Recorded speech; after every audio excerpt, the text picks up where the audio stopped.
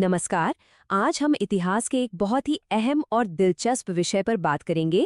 भारत पर ब्रिटिश शासन का आर्थिक प्रभाव असल में कैसा था। चलिए इस पूरी कहानी को जरा गहराई से समझते हैं। चलिए शुरुआत एक ऐसे आंकड़े से करते हैं जो शायद आपको चौंका दे। देखिए, साल 1700 में दुनिया की पूरी अर्थव्यवस्था में भारत की हिस्सेदारी लगभग 23% थी। मतलब दुनिया के करीब करीब एक चौथाई दौलत भारत में थी। लेकिन 200 साल बाद 1947 में जब अंग्रेज भारत छोड़कर गए तो ये हिस्सा घटकर सिर्फ 3% रह गया था। तो सबसे बड़ा सवाल यही उठता है कि आखिर ये हुआ कैसे। दुनिया की सबसे अमीर अर्थव्यवस्थाओं में से एक, दुनिया के सबसे गरीब देशों में से एक कैसे बन गया। चलिए इसके पीछे की वजहों को एक एक करके टटोलते हैं। तो देखिए, पहला और सबसे बड़ा कदम था भारत का विऔद्योगीकरण। अब इसका मतलब क्या है? इसका सीधा सा मतलब है भारत के जो फलते फूलते उद्योग थे उन्हें एक योजना के तहत तबाह कर दिया गया। खासकर भारत का टेक्सटाइल सेक्टर, जो उस वक्त दुनिया भर में मशहूर था। और इसके लिए जो सबसे बड़ा हथियार इस्तेमाल किया गया वो थी एक तरफा मुक्त व्यापार की नीति। सुनने में तो अच्छा लगता है, मुक्त व्यापार, लेकिन ये एक तरफा था। ये स्लाइड आपको बिल्कुल साफ साफ दिखाएगी कि ये खेल कैसे चल रहा था। एक तरफ ब्रिटेन से आने वाला माल भारत के बाजारों में लगभग बिना किसी टैक्स के बिकता था, और दूसरी तरफ भारत में बने माल पर ब्रिटेन में 80% तक का भारी भरकम टैक्स लगा दिया जाता था। नतीजा, भारतीय माल ब्रिटेन में बिक ही नहीं सकता था। और इसका आम लोगों पर जो असर हुआ वो बहुत ही भयानक था। इतना कि खुद एक British governor general William Bentinck को लिखना पड़ा कि कपास बुनकरों की हड्डियां उत्तर भारत के मैदानों को सफेद कर रही हैं। सोचकर देखिए कितनी दर्दनाक तस्वीर है ये। अच्छा, उद्योगों को तबाह करने के अलावा एक और बहुत बड़ा काम हुआ। वो था भारत के धन की सीधी निकासी, जिसे ड्रेन ऑफ वेल्थ भी कहते हैं। एक ऐसी व्यवस्था बनाई गई जिससे भारत का पैसा और संसाधन सीधे ब्रिटेन पहुंचता रहे। इस पूरी प्रक्रिया को एक ब्रिटिश अधिकारी जॉन सलिवन ने बहुत ही अच्छे से समझाया था। उन्होंने कहा, हमारी प्रणाली एक स्पंज की तरह है जो गंगा के किनारों से सब कुछ सोख लेती है और टेम्स के किनारों पर निचोड़ देती है। मतलब गंगा यानी भारत और टेम्स यानी लंदन। तो ये पैसा जाता कैसे था? देखिए, ये कोई एक दो तरीके नहीं थे, ये एक पूरा सिस्टम था। इसमें भारत में काम करने वाले ब्रिटिश अधिकारियों की भारी भरकम सैलरी और पेंशन्स शामिल थीं। ब्रिटिश कर्ज का ब्याज था, यहाँ काम कर रही ब्रिटिश कंपनियों का मुनाफा था, और भी बहुत कुछ। सब कुछ एक ही दिशा में जा रहा था, भारत से ब्रिटेन। और ये कोई छोटी मोटी रकम नहीं थी। कुछ अनुमानों के हिसाब से ये भारत की कुल राष्ट्रीय आय का लगभग 8% था। जरा सोचिए, देश की पूरी कमाई का इतना बड़ा हिस्सा हर साल देश से बाहर भेजा जा रहा था, और बदले में भारत को आर्थिक तौर पर कुछ भी नहीं मिल रहा था। अच्छा, यहाँ एक सवाल आता है रेलवे के बारे में। अक्सर कहा जाता है कि अंग्रेजों ने भारत को रेलवे दी, जो एक बहुत बड़ा तोहफा था। पर क्या ये सच में एक तोहफा था, या फिर इसके पीछे भी कोई और मकसद था? चलिए देखते हैं कि रेलवे असल में किसके फायदे के लिए बनाई गई थी। असल में रेलवे नेटवर्क आर्थिक शोषण का एक बहुत बड़ा औजार था।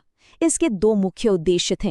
पहला, भारत के अंदरूनी इलाकों से कच्चा माल जैसे कपास उसे बंदरगाहों तक लाना ताकि उसे आसानी से ब्रिटेन भेजा जा सके, और दूसरा, ब्रिटेन की फैक्ट्रियों में बना तैयार माल बंदरगाहों से भारत के कोने कोने तक पहुंचाना। तो चलिए अब बात करते हैं विरासत की। इन 200 सालों की नीतियों के बाद जब अंग्रेज भारत छोड़कर गए तो वो अपने पीछे कैसा भारत छोड़ गए थे? तो देखिए, ये है 1947 के भारत की सच्चाई।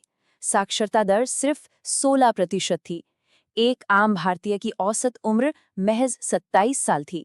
देश की 90% आबादी गरीबी रेखा के नीचे जी रही थी, और उद्योग धंधे तो लगभग खत्म ही हो चुके थे। अंग्रेजों ने एक टूटा फूटा और बेहद गरीब समाज छोड़ा था।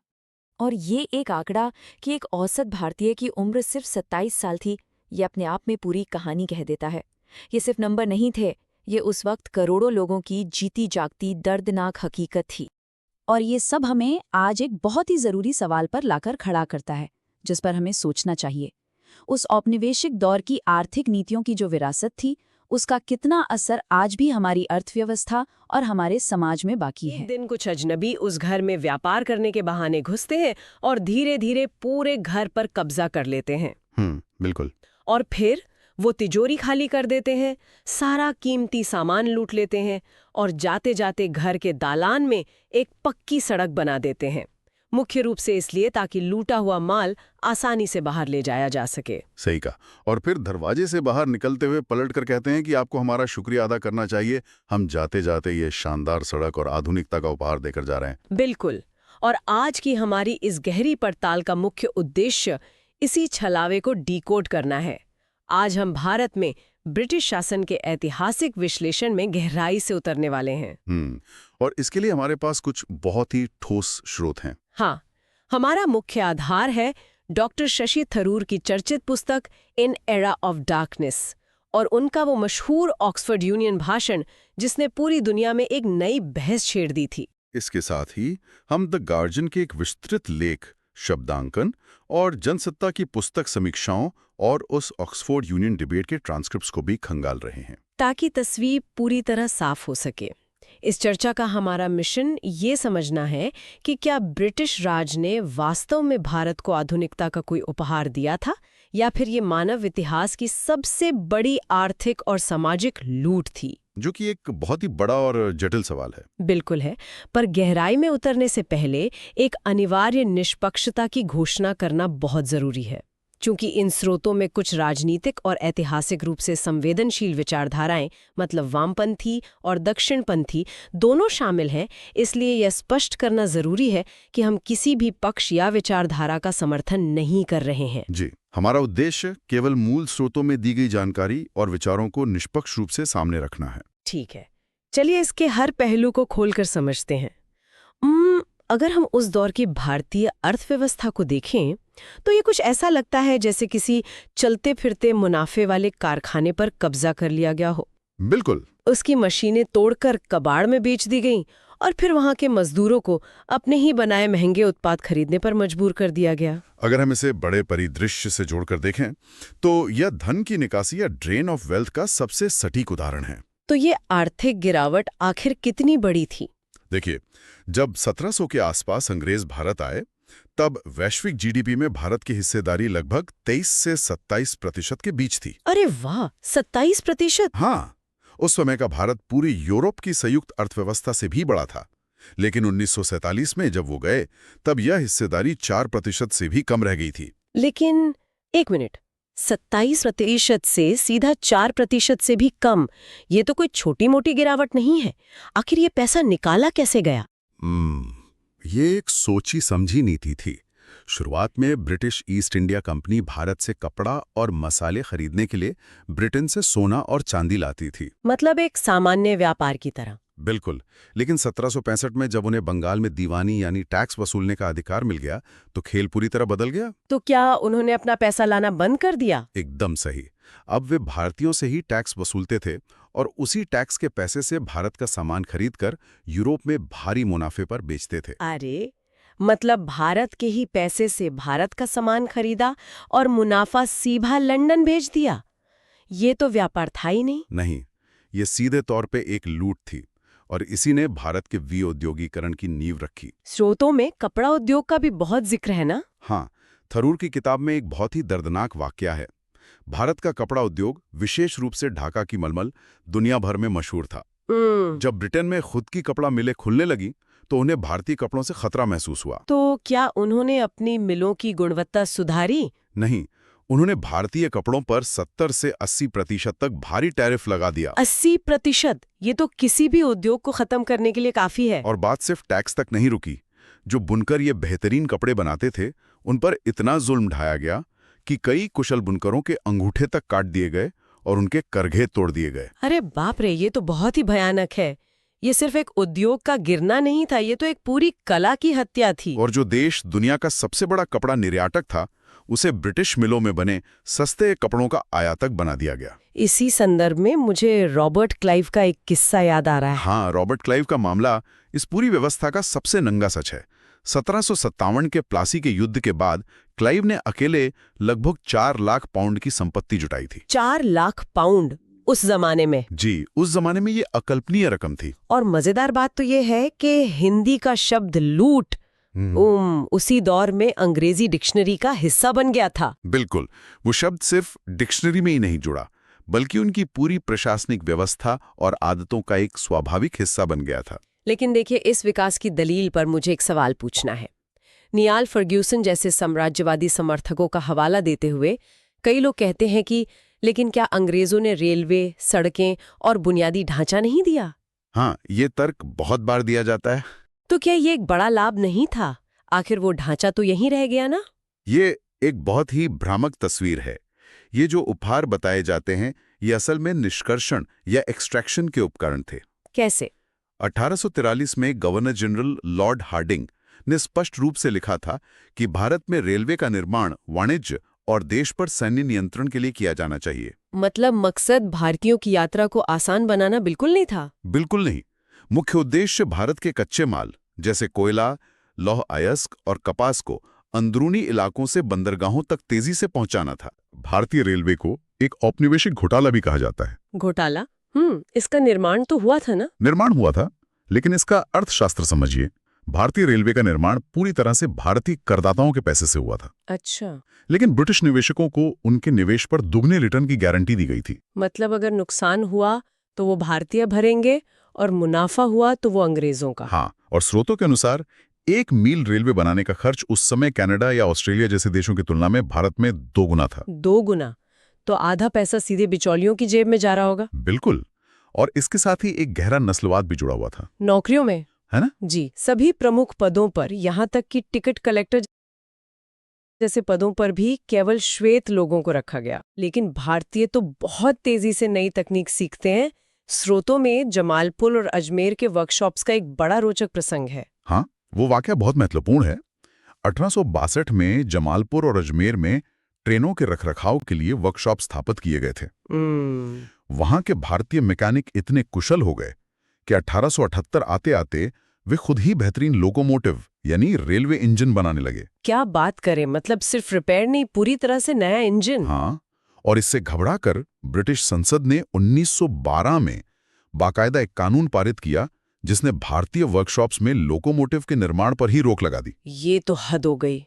जब आप मुकाबले में नहीं टिक पाए तो अपने कानून बनाकर उस हुनर को ही मार दिया। बिल्कुल, यही उनकी नीति थी। तो इस सब का असल में क्या मतलब है? क्या हम ये कह सकते हैं कि संसदीय लोकतंत्र, प्रेस की आजादी और कानून का शासन अंग्रेजों की देन है? यहाँ जो बात सबसे हैरान करने वाली है वो ये है कि अंग्रेजों ने गांव स्तर के मौजूदा स्वर शासन को पूरी तरह नष्ट कर दिया था। मतलब जो पंचायत व्यवस्था पहले से थी जी। और उसके बदले उन्होंने समाज को बांटने के लिए फूट डालो और राज करो की नीति अपनाई, जिसका सबसे दुखद अंत 1947 के विभाजन के रूप में हुआ। सही कहा। और जहां तक कानून के शासन की बात है, वो व्यवस्था पूरी तरह से नस्ल भेदी थी। मैंने पढ़ा है कि इसमें सजा के दोहरे मापदंड थे। बिल्कुल। अगर कोई भारतीय किसी श्वेत महिला से बलात्कार के प्रयास का भी दोषी पाया जाता था तो उसे 20 साल की कठोर कैद मिलती थी। और इसके उलट अगर कोई अंग्रेज अपराधी हो तो? अगर कोई अंग्रेज जिसने अपने भारतीय नौकर की गोली मारकर हत्या कर दी हो, उसे मात्र 6 महीने की सजा और 100 रुपए का जुर्माना होता था। सिर्फ 6 महीने एक हत्या के लिए? हाँ। औपनिवेशिक काल के दस्तावेजों में स्टाउट ब्रिटिश बूट का एक बड़ा ही खौफनाक जिक्र मिलता है। ये वही है ना जहाँ नौकरों को लात मारने की घटनाएं होती थी? जी। जब अंग्रेज अफसर अपने नौकरों के पेट में भारी जूतों से लात मारते थे और उनकी मौत हो जाती थी, तो जानते हैं मौत का कारण क्या बताया जाता था? क्या? मलेरिया के कारण बढ़ी हुई तिल्ली। अरे बाप रे, मतलब हत्या को बीमारी का नाम दे दिया जाता था। बिल्कुल, ताकि उस गोरे अफसर को बचाया जा सके। ये बहुत ही विचलित करने वाला है। और शिक्षा के बारे में क्या? अक्सर लोग कहते हैं कि अंग्रेजों ने हमें अंग्रेजी भाषा दी। इस पर लॉर्ड मैकाले का 1835 का मिनट ऑन एजुकेशन देखना चाहिए। उसमें क्या था? अंग्रेजी सिखाने का उद्देश्य भारतीयों को शिक्षित करना या दुनिया से जोड़ना बिल्कुल नहीं था। तो फिर मकसद क्या था? उनका स्पष्ट लक्ष्य एक ऐसा वर्ग तैयार करना था जो रक्त और रंग में भारतीय हो, लेकिन स्वाद, राय, नैतिकता और बुद्धि में अंग्रेज हो। मतलब उन्हें सिर्फ क्लर्क चाहिए थे जो दुभाषी का काम कर सकें। बिल्कुल, ताकि शासकों और शासितों के बीच संवाद हो सके और उनका प्रशासन सस्ते में चल सके। यहाँ बात वाकई बहुत दिलचस्प हो जाती है। जब हम इस तरह के ऐतिहासिक अन्याय को देखते हैं तो इसकी भरपाई आखिर कैसे की जा सकती है? जब हम भरपाई की बात करते हैं तो हमें उस मानवीय त्रासदी को समझना होगा। ब्रिटिश राज के दौरान अकाल से लगभग 3.5 करोड़ भारतीयों की मौत हुई थी। 3.5 करोड़? ये तो आज के कई देशों की कुल आबादी से भी ज्यादा है। हाँ, और इनमें से कई अकाल प्राकृतिक नहीं थे। 1943 के बंगाल अकाल का ही उदाहरण लें। हाँ, जहाँ विंस्टन चर्चिल की नीतियों के कारण लाखों लोग मरे। हाँ, अनाज को वहां से हटाकर सैनिकों के लिए भेज दिया गया था, है ना? बिल्कुल। और जब अधिकारियों ने चर्चिल को बताया कि लोग भूख से मर रहे हैं, तो चर्चिल ने क्रूरता से फाइल पे लिखा, गांधी अभी तक मरा क्यों नहीं। ये सुनकर सच में रोंगटे खड़े हो जाते हैं। इतनी संवेदनहीनता। यही सच्चाई थी। और इसके अलावा प्रथम और द्वितीय विश्व युद्ध में भारत का बेहिसाब योगदान था। सैनिक, गोला बारूद और धन सब कुछ भारत से लिया गया था। जी, जिसके बदले में भारत को भारी कर्ज में ढकेल लिया गया। तो जब शशि थरूर प्रायश्चित न्याय की मांग करते हैं, तो क्या वो इन मौतों और नुकसान के लिए मौद्रिक मुआवजे की बात कर रहे हैं? नहीं, थरूर स्पष्ट करते हैं कि मौद्रिक मुआवजे की मांग नहीं की जा रही है, क्योंकि कोई भी राशि 3.5 करोड़ मौतों की भरपाई तो कर ही नहीं सकती। बिल्कुल सही कहा। मांग एक नैतिक माफी की है और सत्य और सुलह की है। जैसे एक प्रतीकात्मक माफी। बिल्कुल, जैसे प्रतीकात्मक रूप से अगले 200 वर्षों तक हर साल 1 पाउंड का भुगतान करना। और ब्रिटिश संग्रहालयों का मुद्दा भी इसमें आता है, जिन्हें थरूर ने चोर बाजार कहा है। हाँ, क्योंकि वे संग्रहालय लूटे गए सामानों, मूर्तियों और कलाकृतियों से भरे पड़े हैं। तो इस पूरी चर्चा को अगर हम आज के संदर्भ में देखें, तो ये समझना बहुत जरूरी है कि हम इतिहास की ये गहरी पड़ताल क्यों कर रहे हैं। बिल्कुल। ये केवल अतीत को कोसने के लिए नहीं है, बल्कि ये समझने के लिए है कि कैसे आज के विकासशील देशों की आर्थिक और सामाजिक चुनौतियां औपनिवेशिक काल की गहरी जड़ों से जुड़ी हुई हैं। जैसे कि हमारी कानूनी व्यवस्था। हाँ, जैसे धारा 377 या राजद्रोह के कानून जो आज भी अक्सर चर्चा में रहते हैं, ये असल में हमें नियंत्रित करने के लिए बनाए गए थे। ये एक बहुत ही महत्वपूर्ण सवाल खड़ा करता है। कैसा सवाल? एक विचार है जो इस सबसे उभर कर आता है। जब हम ब्रिटिश संग्रहालयों में सजे हुए उन पुरावशेषों और मूर्तियों को देखते हैं जिन्हें चोर बाजार की तरह इकट्ठा किया गया था, तो सवाल ये उठता है कि इतिहास पर अधिकार किसका है? ये सोचने वाली बात है। क्या इतिहास पर उस देश का अधिकार है जिसने उसे लूटा और सहेजा, या उस सभ्यता का जिसकी वो आत्मा है? बहुत गहरा सवाल है। क्या सच्ची वैश्विक समानता तब तक आ सकती है जब तक सांस्कृतिक पहचान के ये प्रतीक अपने घर नहीं लौटाते?